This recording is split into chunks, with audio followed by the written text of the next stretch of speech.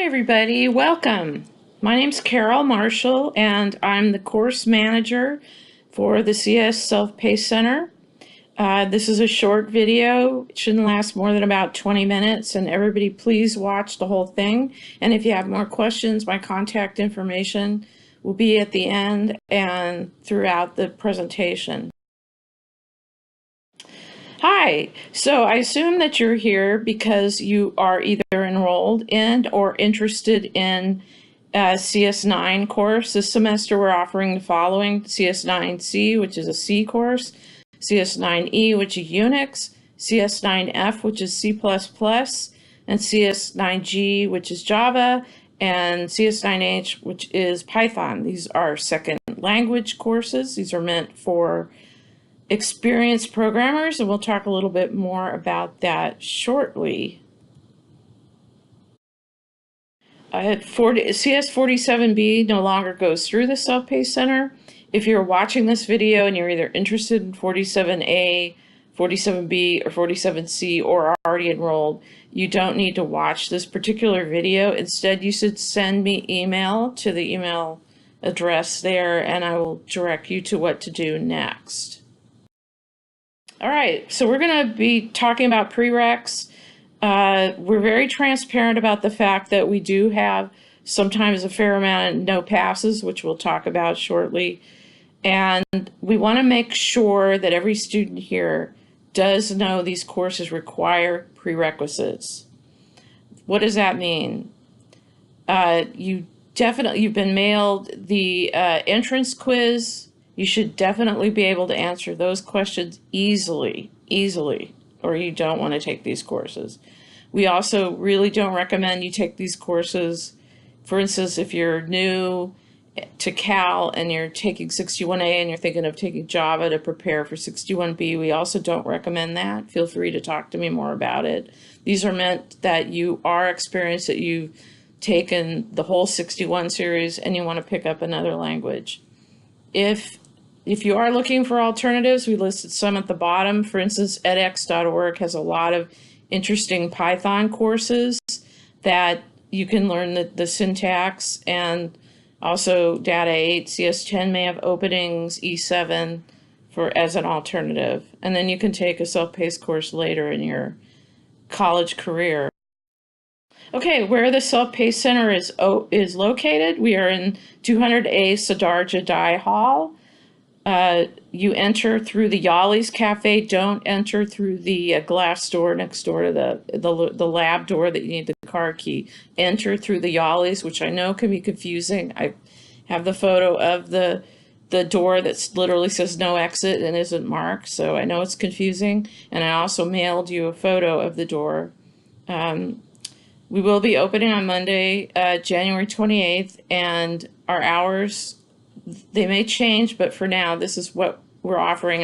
If they change, it'll probably be a little in small amounts, but we will definitely notify you. But we're open Monday and Thursday from 11 till 5, and Friday 11 till 4 p.m. We aren't open Tuesday and Wednesday this semester. And this is our online headquarters that we'll talk a little bit more about shortly. And this is a course staff. As I've introduced myself, I'm the course manager, so you can talk to me about anything. You talk to tutors about course material, you'll talk to me about administrative things and rules and points and things like that. We have many wonderful tutors.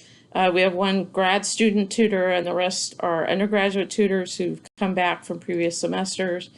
And we'll talk more about, when you want tutor time, you make an appointment, which is very easy to do. The appointments will start around February 4th. We'll send you a notice about that. In the meantime, if you do have questions, you can stop in and talk to us the week of January 28th, or send me email. And Professor Hilfinger is our professor of record. You're welcome to ask him questions, but chances are he will forward you to myself or the tutoring staff.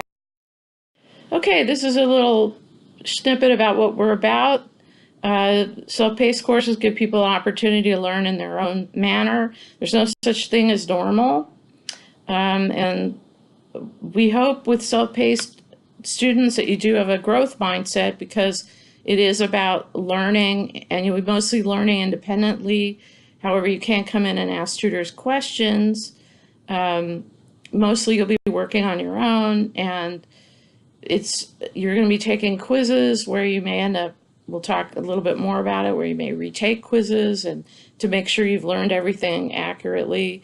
So it's about keeping a growth mindset and working with your own work style. Okay, these are the list of the work that you're going to do. You have programming assignments that are found in your online study guide, and each checklist has featured requirements that you need to fulfill. If you, for some reason, bring in a program and doesn't quite fulfill it, you just go and fix it. There's no penalty. There's a series of quizzes that you'll take that back up your knowledge. You take the quiz after the corresponding program, and we do allow open note taking, no devices, but you can bring in your notes. If you have to do a retake, then on a quiz, doesn't mean you get any points off. You just come back there's a 2-day wait, and then you just come back and retake a quiz. We'll talk a little bit more about that. And then everybody takes a final. We will have a scheduled early final. We do, to give everybody kind of momentum to finish early. And then we do have the regular final, which is generally the first day of the finals. Okay, quiz taking, as I said, is part of the educational process. There's no penalty for retaking. You're going to take a quiz. You'll sit down with the tutor if you didn't get everything right. No penalty. You just take a different version. The students tell us after the course that this really is helpful with their learning process, but we have found over the years that a lot of students have more anxiety about it than in previous years, and we're trying to overcome that by reassuring you that there's no penalty, that you can bring in notes, and it's just to back up your knowledge. Okay, this is how you'll get your final grade. If you're going to finish all your coursework, finish and pass your quizzes, and then your final, all your coursework is worth 40 points, final exam is worth 40, and your pacing points, which we'll talk about shortly, are 20 points, 20% of your grade, and so you need 70 of that total to pass. So if you get all your work in and get your pacing points and everything, you're in good shape going into the final. Okay, what should a tutoring appointment look like? So we want to make sure, so anytime you're going to meet with a tutor, you're going to make an appointment. Anytime you have a face-to-face, whether you have questions or you need something graded. We'll talk later about if you're going to take a quiz, you don't necessarily have to make an appointment, but you may need to make an appointment to have it graded. So anytime you need tutor time, you need an appointment. We want to make sure you've read the assignment before you come in.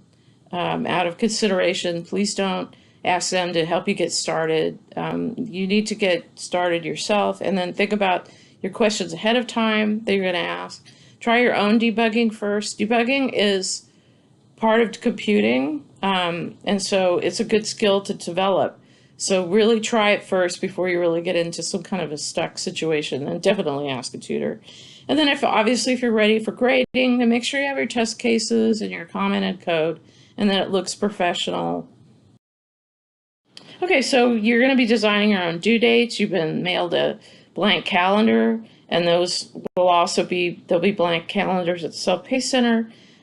These will be due around the 5th week of school. Announcements will be sent via Piazza and other announcements. We want to make sure you've sat down and thought about when you want your due dates intermingled with your other midterms. This calendar does need to be approved by the Self-Pace staff. I approve them too. So obviously you can't just put everything due the last day. We want a balanced plan. And since you set your own pace, you could start early, and that way you're that much more ahead. Okay, so as we talked before, we want to be transparent about our pass rates. We do give out more MPs than we would like.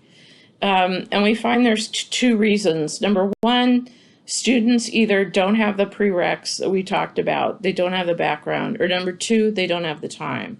So definitely only take these classes if your course load is balanced. Don't take it on top of a bunch of technicals.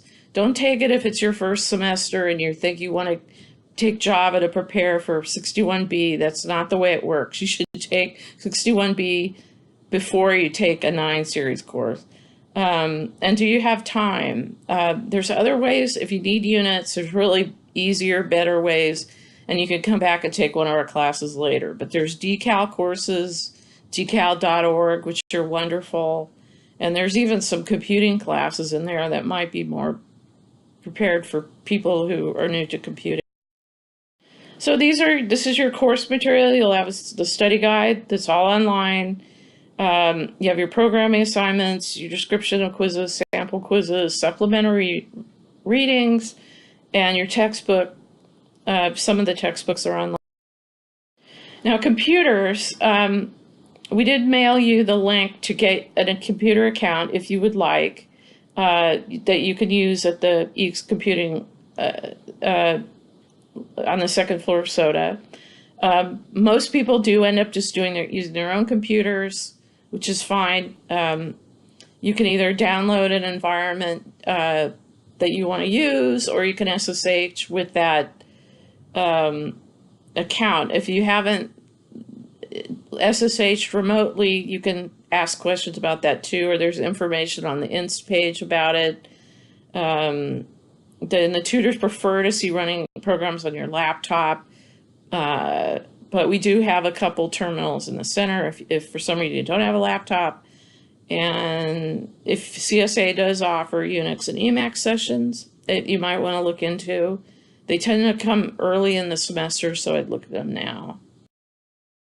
And here are some free software, but like I said, the tutors are okay, or don't care what you use as long as you fulfill the requirements of the assignment. But here's some opportunities for free software. If you do have questions about what environment to use, feel free to ask tutors. And this is our website. Most of our announcements will actually go through Piazza. We will set up Piazza a little bit later. We wait till we have all our ads, so it won't be up for a little bit. But the website has your study guides, where to make appointments. It's very easy to find where to make an appointment. You go on your course site, and at the top there's a link that says make an appointment, and it's very easy. Okay, so again, your strategy for success: find time each week to do your assignments. Start to figure out what your deadline days will be. Get to know your tutors. We find the students that do the best kind of get to know their tutors.